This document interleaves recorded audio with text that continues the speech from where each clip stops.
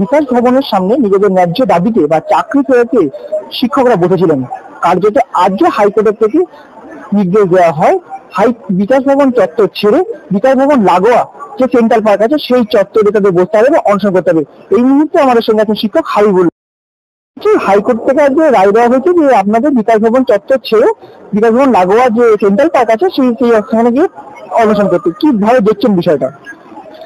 High court যদি এরকম order দিয়ে থাকে তাহলে সেটা নিয়ে ভাবতে হবে, সেটা করতে হবে, কিছু করার নেই। আর আমরা কোঅপারেশনের রাস্তাতেই আছি। দেখুন, আমরাও সরকারি কর্মচারী, যতই আমাদের চাকরি হারা হতে হোক, কিন্তু এখনো তো আমরা সরকারি কর্মচারী, তো আমরা কোঅপারেশন করবো, কোনো অসুবিধা নেই।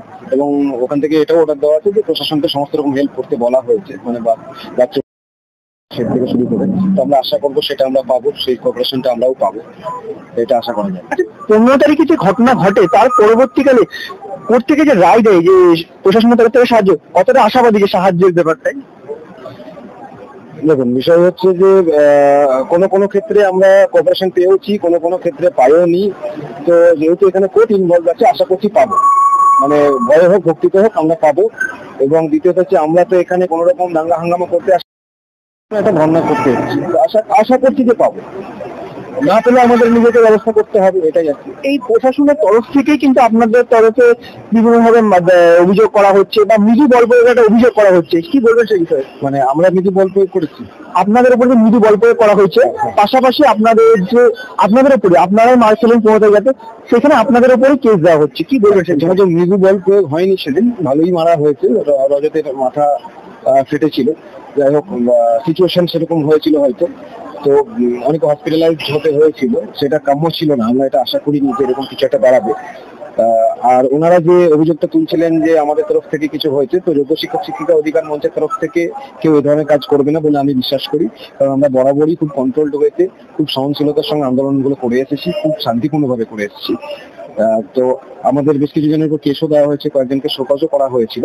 তো সেগুলোতেও আমরা গেছি, কোঅপারেট করেছি। পরবর্তীকালেও যদি কোঅপারেশন লাগে আমরা করবো, কোনো অসুবিধা নেই। আমরা শিক্ষক, এখানে রাজনীতি করতে আসিনি, আমরা আমাদের পেটের দায়ে রাস্তায় নেমেছি। হাইকোর্ট থেকে এটাও বলা হয়েছে যে আন্দোলনরত অবস্থায় কোনো কেস দিতে পারবে না, কঠোরতর কেস। সেটা কি কোনো নৈতিক জয় বলে মনে হচ্ছে আপনাদের? দেখুন, আমাদের নৈতিক জয় হতেই পারে। আমরা অ্যাকচুয়ালি এই মুহূর্তে একটাই পাখির চোখ, একটাই জয়, সেটা হচ্ছে আমাদের চাকরি বাঁচানোর যে জয়টা হবে, সেটাই হচ্ছে জয়। সেটা গভর্নমেন্ট কিভাবে হেল্প করবে, সুপ্রিম কোর্ট কিভাবে কেসটাকে মুভ করবে, সেখানে যদি আমরা জয়ী হই, আমাদের যে জয়, আমাদের এই ছোট ছোট জয়গুলো খুব একটা ম্যাটার করছে না। কারণ আমাদের জীবন থেকে জয় চলে গেছে, যে ও ওয়াই জয় চলে গেছে, আনন্দ নেই জীবনে। আমার শেষ প্রশ্ন দাদা, বলছি বিকাশ ভবনের সামনে থেকে সরে যে আপনাদের লাগোয়া যে জায়গা আছে সেখানে বসতে বলছে, কোনোভাবে তা আন্দোলনের প্রভাব পড়তে পারে এই বিষয়টা? দেখুন, আন্দোলন আমরা করবো, সেটা বিকাশ ভবনের সামনে হতে পারে, সেটা এসএসসি অফিসের সামনে হতে পারে, সেটা অন্য কোনো জায়গা হতে পারে, কিন্তু আন্দোলনটা চলবে। প্লেসটা কিছু ক্ষেত্রে ম্যাটার, কোনো কিছু ক্ষেত্রে ম্যাটার না। আমরা থাকছি, প্লেসটা আজকে এখানে হোক, কালকে যদি ওইখানে যেতে হয় ওখানে যাবো, পরশু যদি ওখানে যেতে হয় যাবো, কিন্তু আমরা রাস্তায় উপস্থিতি সবসময় আমরা জাহির করবো। আমরা রাস্তাতেই থাকবো, 1 বছর ধরে রাস্তাতে আছি। রাস্তা থেকে আমরা ঘর বিছানা, মানে বিছানা বানিয়ে ফেলেছি। আর বাড়িতে গিয়ে আর বিছানা, তো ওই নরম বিছানা তো ঘুমো হয় না, এখন রাস্তাতেই বিছানা। আমরা এখন মাঝে মধ্যে বলি যে এই রাস্তাটা তো ভালো আছে, এখানে ভালো শোয়া যাবে। এটা হয়তো খুব হাস্যকর কথাটা, কিন্তু এই কথাটা আমাদের মুখ, টিচারদের মুখ থেকে বেরোয়। এখন ওই কালকে হেঁটে হেঁটে আসছিলাম, ওইখানে রাস্তাটা দেখে একজন বলছে আমাদের মধ্যে যে এই রাস্তাটা ভালো, বেশ শোয়া যাবে, এই জায়গাটা শুয়ে আরাম হবে। তো সিচুয়েশন আমাদের এইটা, এখন আমরা বিছানায় শুয়ে আরামের কথা ভাবছি না, কোন রাস্তায় শুলে আরাম বেশি পাওয়া যাবে সেইটা ভাবছি। তো সিচুয়েশন এই জায়গায় দাঁড়িয়েছি, 1 বছর ধরে রাস্তাতেই আছি এবং রাস্তাতেই থাকবো। সেটা হয় বিকাশ ভবন হোক, এসএসসি হোক, সেটা অন্য কোথাও হোক, রাস্তাতেই থাকবো। এই ততদিন পর্যন্ত হবে, যতদিন পর্যন্ত না আমাদের চাকরিটা সুনিশ্চিত হচ্ছে আবার পুরোটাই।